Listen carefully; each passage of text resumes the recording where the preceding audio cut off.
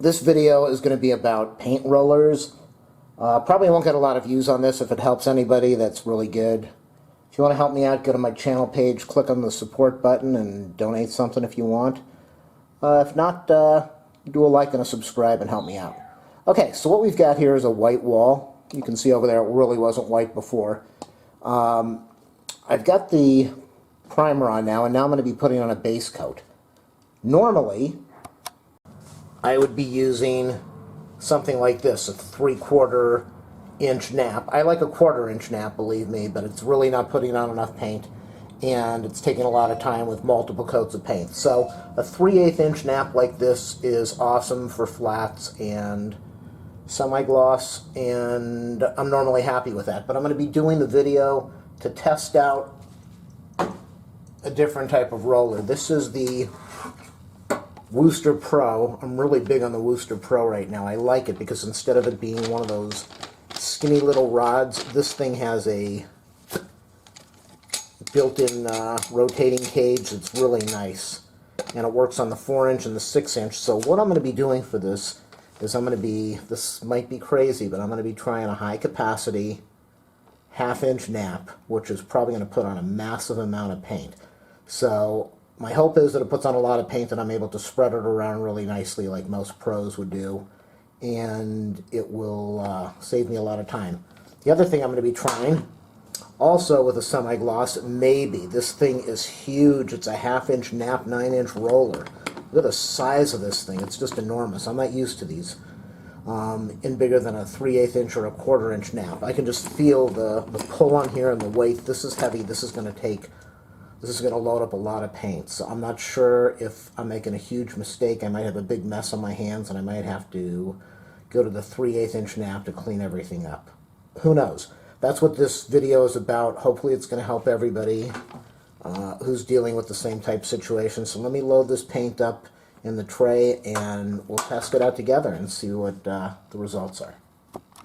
Always remember, when you're using a roller for the first time, you want to wrap the thing up in masking tape, or rub masking tape on it to get off some of the lint and all the other dirt that's on there. Some people wrap it up all the way like this and then pull the tape off. And it will just pull off any of the extra hairs that don't need to be on there. Let's see, did it do anything? Not really. Not really much on this one. So, but it is a good idea to do that anyway. It is making a little bit of a difference. The tape's not really sticking anymore, so it's pulling off some excess lint. But that's just a sideline. Alright, I've got the roller ready, so I'm going to be rolling it in the paint now, and we're going to see what happens together. Here we go. I'm a little bit worried about this because, as I said, this is the first time I'm using a high-capacity roller ever, and I don't know what it's going to do on this finish. So let's see. Let's see if it puts on a massive amount of paint. Wow, you know, it sucks up an enormous amount of paint from the tray. But I gotta tell you, I'm pretty impressed, because I've always used a 3/8 inch nap, and this is putting on an incredible amount of paint, and the finish is absolutely beautiful. And I think that's the problem with most people, most amateur painters, is we don't put enough paint on the brush, we don't put enough paint on the roller, and we end up getting a really bad paint job because of this. Because we're just really chintzy with the paint. We keep rolling and rolling, and there's definitely a lot more splatter. I don't know if you can see it. There's a lot more splatter with a high-capacity roller. I can feel it splattering all over the place, and I'm barely pressing. I gotta say, I'm happy. I'm really happy. I don't know if I want to mess with that big 9-inch roller. Look at this. I think you can see the quality of the paint. Maybe not. I don't know how well this is showing. This is going to show up on the video. But as I said, most of us amateur painters, we don't apply enough paint on the brush or the roller. There's no more paint. We keep rolling and pressing, And when you look at a professional painter, everything shines and it looks really good because they put the paint on the way it's supposed to be. The paint is made to cover. It piles the paint on. I'm impressed. I'm very, very happy with this. I'm going to put down this roller in a minute, and I'm just trying to smooth things out now with light pressing. I might just use this thing instead of a 9-inch until I get to the big walls, but hopefully you can see. This is one base coat. It's on a really badly textured wall, and it's shining. It looks awesome. It took me seconds to do this, and it came out really good.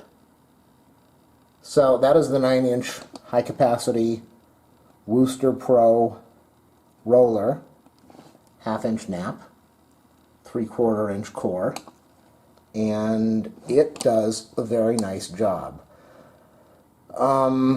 And it's smooth. It looks good. It looks much better than the 3/8 of the 1/4-inch nap that I'm used to. It's put on a ton of paint, and it's clean and beautiful.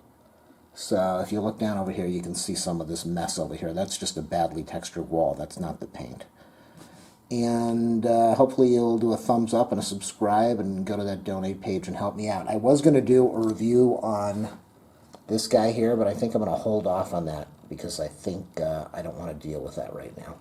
All right, that's it. A follow-up, I just rolled this section of the wall. There was a primer on there. I rolled this whole thing in about 2 minutes, maybe 3 minutes. It is shining. This is flat paint. It is shining. It is beautiful. It covered really well. I love this. I really don't know if I'm going to use that 9-inch roller now. This is a great way to paint. High capacity roller, 1/2-inch nap. Love it, love it, love it, love it. This is a follow-up of my first time using this 3/4-inch core, 1/2-inch Wooster Pro high capacity roller. This is 45 minutes of painting.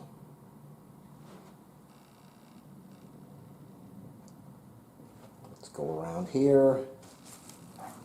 Painted that wall over there. That was the first one that you saw. I painted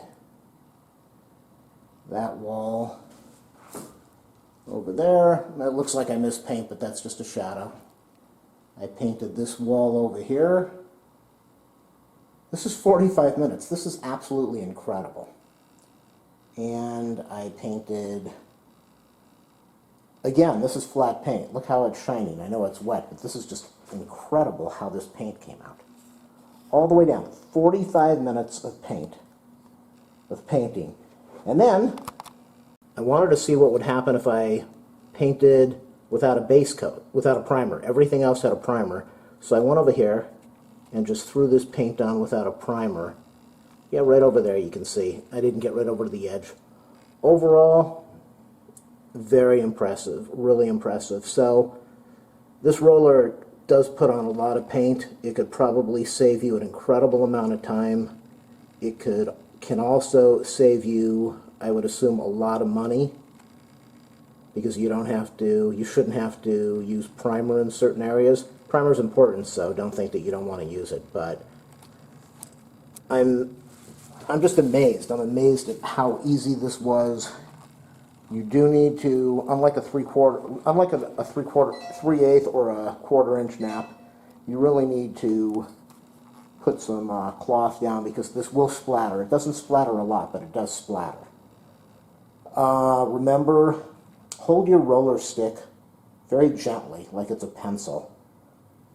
Don't put a lot of pressure against the wall. Put the paint on the roller, roll very lightly against the wall until all the paint is gone, or it starts to seem like the paint is gone, but don't keep rolling when it starts to dry out, and don't press to soak out or squeeze out the rest of the paint. Just do a very light pressure on the roller handle or the roller pole, and you're going to get a real nice job like this. I am so impressed. I can't wait to paint the rest of this place now.